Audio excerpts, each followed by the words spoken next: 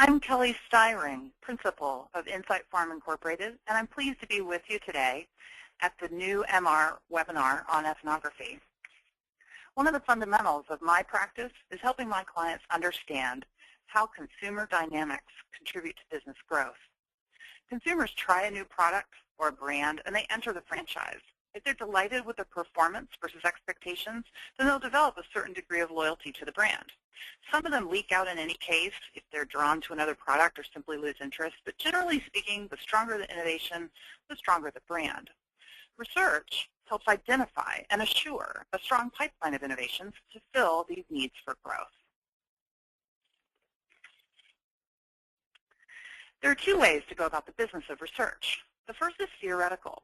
On the left-hand side, you see a diagram, and I have a theory. I have an idea. I have something that I want to prove or disprove. On the right-hand side, you'll see I'm just mucking around in the data. I'm looking for something cool, something that conflicts with what I currently know. I'm looking for the bit that doesn't fit. We spend about 80% of our time and budget on the left-hand side, on the theoretical research, when actually mucking around in information leads to nearly all profound change and business growth. Both of my studies that I'll share with you today are on the mucking around side of the research equation. Both studies were syndicated, observational in nature, and impactful in the marketplace. And both studies demonstrate how innovation leads to business growth. They're innovative studies in and of themselves, and as a result, my business has grown. I think it's important to demonstrate to my clients through the example of my own business growth what can work well for them. The first study is called In Your Purse, Archaeology of the American Handbag. This study commenced in 2008. I became very interested in women and what they carry in their purses when going to a lot of meetings and conferences about shopper insights. I kept thinking about purses and the fact that women carry them with them everywhere. But why should my clients be interested in the purse? Well, the first thing that I always like to do is build a business case. This study revealed that the purse is the only physical object that connects the home where needs occur to the store where needs are fulfilled by women who do 80% of all the shopping in the U.S. It's a little home away from home that they carry on their shoulder.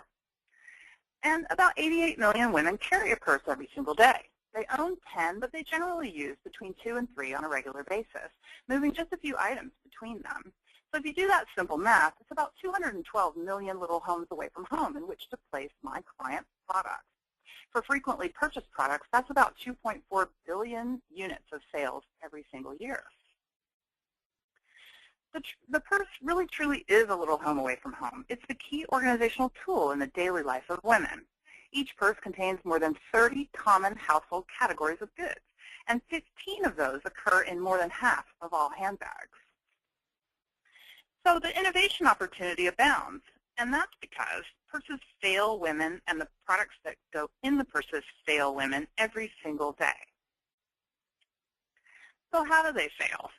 Well, purses are the key organizational tool in a woman's life, and yet it's a disorganized pit of disaster. It's difficult to find anything you need when you need it. You can see this when a woman's cell phone goes off. She shoves her hand in, objects tumble around inside. She tries to find it fast before the people hang up. You know, because the objects inside just tumble around, they're often damaged when you find them. Hard to find, they're easily damaged, and in fact, purses are never really cleaned, so they're pretty disgustingly filthy inside. This was a dirty study, I can tell you. To collect the learnings, I personally interviewed 100 women in shopping malls across the United States, what I consider to be the natural habitat of the purse. The women were recruited without any advance warning, and they were paid to dump their purses out for examination. They also participated in a qualitative interview as well as some quantitative survey questions.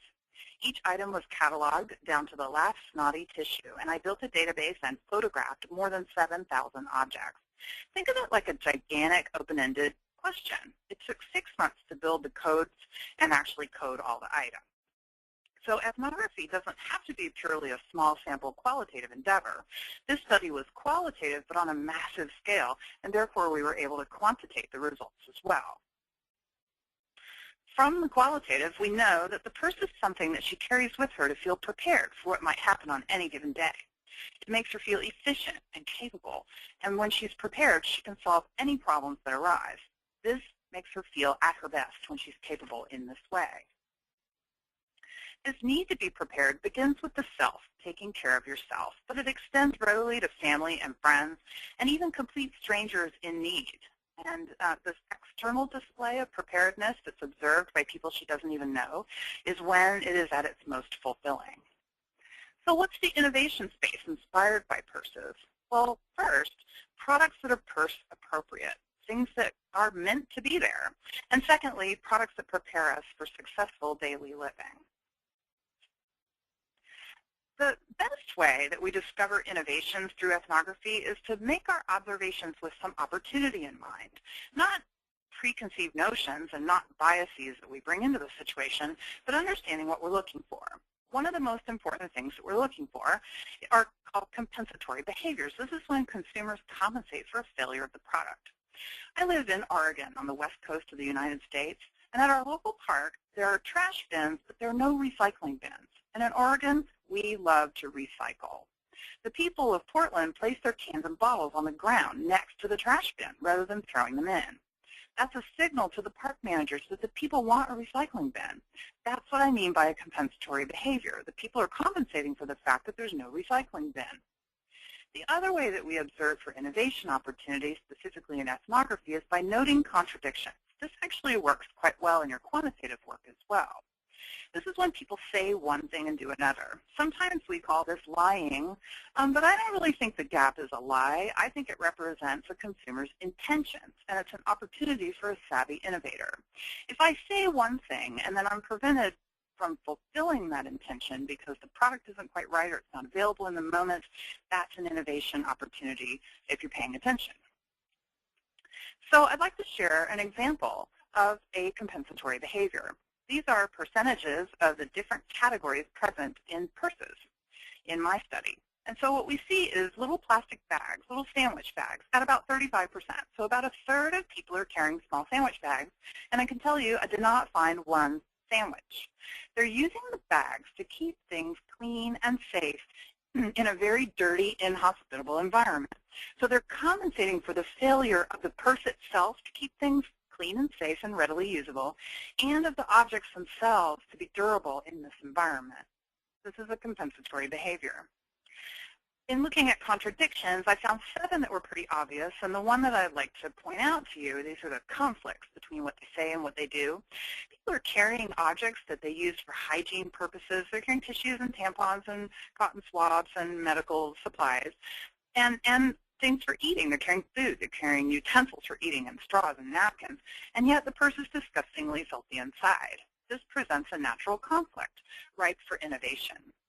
I work with an industrial designer, and I use these product ideas to help catalyze the learning for my clients. So they really pay attention to what I'm saying by giving them some creative handle to hold on to. So in this case, I'm showing a sanitizer tablet. This would be an air-activated tablet in a sealed bag. You would tear open the bag, drop it in the purse, close the purse. The item would vaporize inside, and it would sanitize the environment. This is one innovation opportunity suggested by the hygiene conflict within the purse. Others could include Band-Aids, or what I think in Europe are frequently called plasters, in the upper right-hand corner of this slide. What if they came on a roll, almost like tape, and that was in a box, and the box snapped closed? They'd always be clean. They'd be ready for use when needed.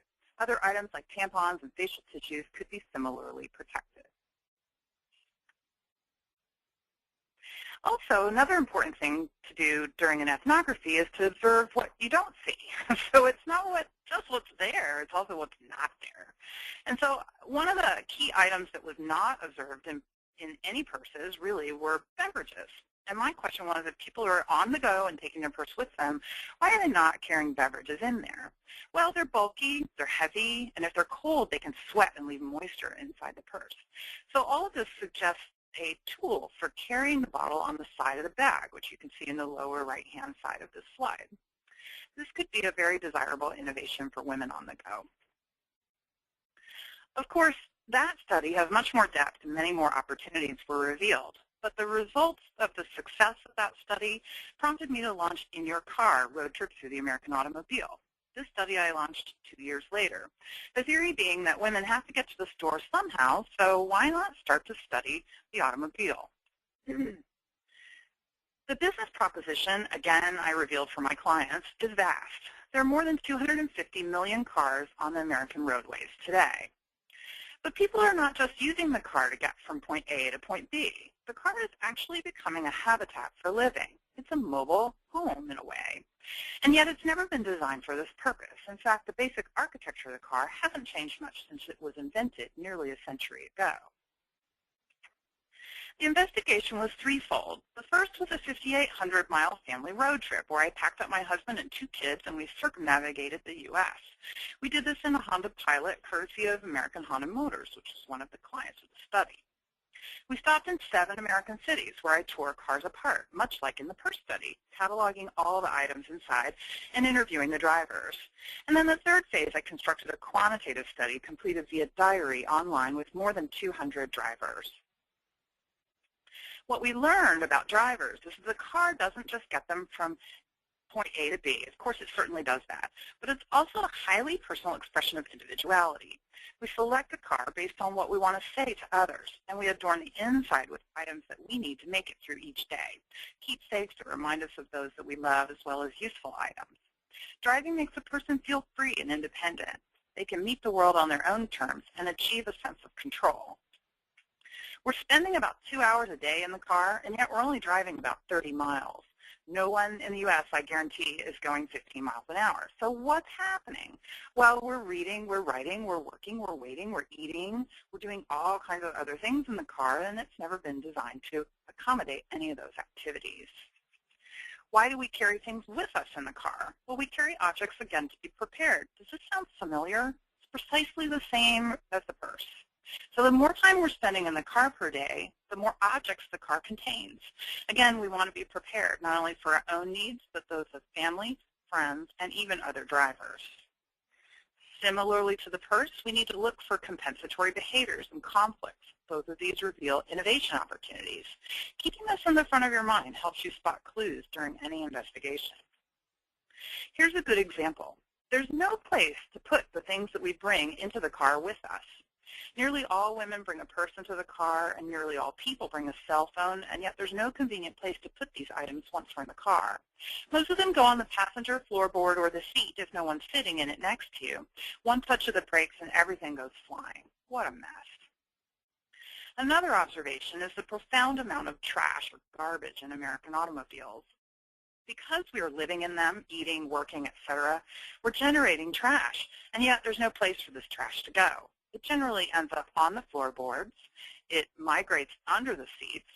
Drivers are mortified by the amount of trash that we pulled from the vehicles. In fact, the same thing happened with purses, but it tended to be receipts from shopping or things that could be managed a little differently. In the car, it really was all about garbage management. So again, in working with my designer, if trash migrates under the seat anyway, why not develop an under-the-seat trash management system? This was accomplished elegantly by Honda in their contemporary kid-friendly version for the 2011 Honda Odyssey.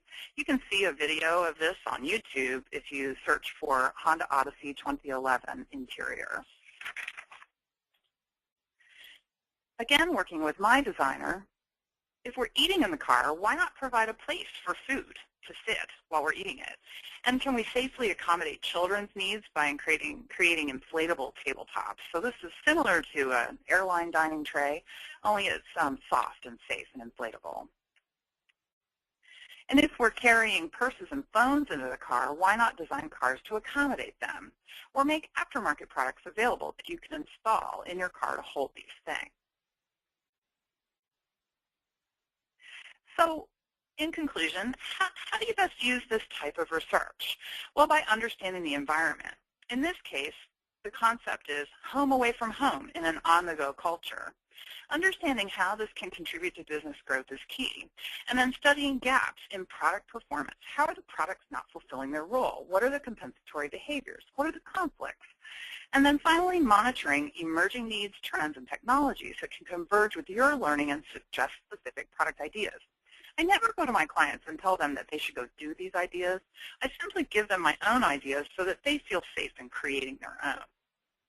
Both of these studies are available on a syndicated basis, and I construct these types of studies to investigate new growth opportunities for my clients every day. Ethnography findings are just a springboard for thinking. Sometimes it takes an event to get creative people in the right place and get the ideas flowing. That's often a recommended next step, is once we put all of this thinking out on the table, how can we get some concrete ideas? I think that's a potent way to handle your clients as you move forward with your ethnography. And now I'm available for any questions you may have.